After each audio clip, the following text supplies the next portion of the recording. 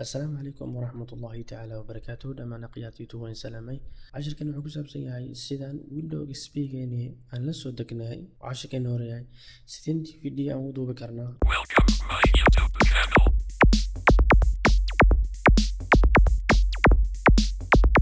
marka waxaan isticmaalnaa barnaamijkan free nacna kasoo download kartaa website-kooda kadibna download ayaad ku dhufanaysaa.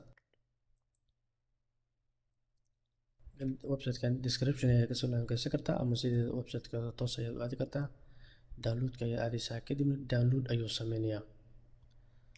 markaan waa ii soo degay sidaan liigu soo degay double click ayaan siinayaa soo dib igu furmo. kadibna installation-ka ayaan ku tusayaa way fududahay sida loogu shubo. kadib next aad leedahay accept next kadibna next aad dooranaysaa.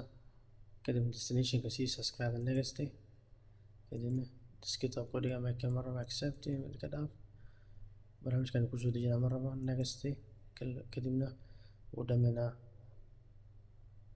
double click ayaa siinaysaa wuu fudud yahay.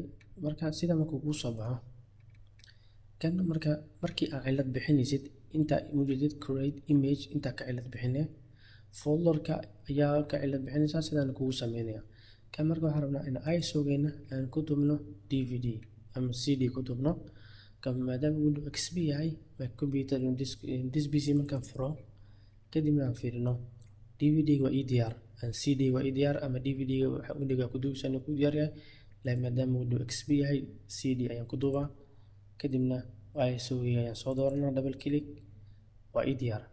markaas uu diyaar yahay waxa ogaanaysaa markaa ujeedid si automatic ayuu u qaadanaa.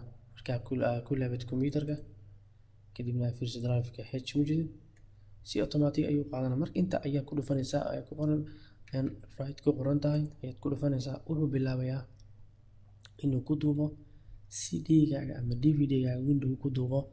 marka waxaad ogaanaysaa Windows-gii hore u tijaabisay inuu bootable-kiisa shaqeynayay. haddana waxaan sameynay si aan u duubi lahayn DVD-ga ama CD-ga ISO-geena aan u dhigi lahayn DVD ama CD. marka aan sugno inta uu ka dhameynayo markaas isku soo laabano. marka Windows waa noo soo baxay aan tijaabino. marka waxaan ku tijaabinaynaa inuu noo shaqeynayo. Boomber workstation-geena soo furnaynaa ama kale ISO waa tijaabinay laakiin sida tooska aan kala u tijaabino sidoo ardayga u fahmo. create aan dhahno kadibna tabka doorana kasta ayaan leeyahay. kadibna DVD CD-ga ama DVD-ga hore ka soo qaatay hadii ISO wadatina ISO-ga saarnaysaa.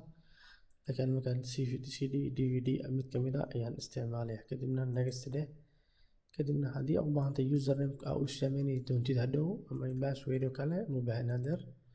kadibna location-ka waxaan leeyahay desktop ayaan folder u sameynaa si haddana aan ugu delete garay wax yar kadib sababta tijaabo leen ka rabnaa.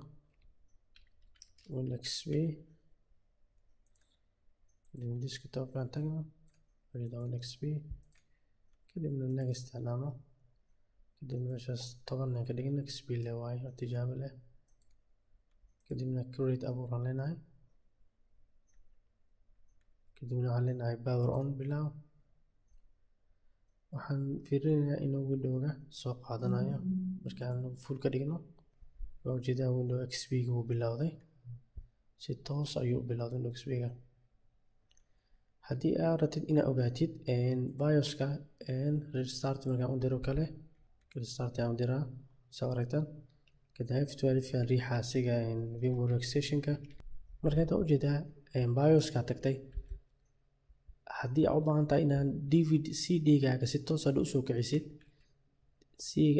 DVD ama CD imaanaysaa kadibna ku daran leedahay balaaska minuskana waa hoos u dhig balaaskan waa kor. markaa geysid korkuu joogo CD-ga aragtida ku soo kicisid kor ayaa geenaysaa ugu koreeyo first boot ka dhigaysaa ama waxaan ku qoran geeskeeda first boot ku qoran kadibna waxaa leedahay F10 save gare kadibna OK ayaa leedahay kadibna wuxuu bilaabaa Windows-ga inuu ku save gareeyo. sidaas kale USB ayaa soo dooranaysaa. marka ujeedaa sidaas Windows-gu noo soo kacay marka ujeedaa Windows XP uu shaqeynaa laakiin hadda annagu u tijaabili karnay insha Allah bidna kaliya waxaan umaleynaa inaad wax badan fahanteen oo Windows XP gana aan sharaxnay sida aan jilda u duubi lahayn horna u tijaabi lahayn ISO-ga iyo kana aan ku sameyn lahayn insha Allah bidna kaliya assalamu alaykum wa rahmatullahi ta'ala wa barakatuh wa jazakumullahu khairan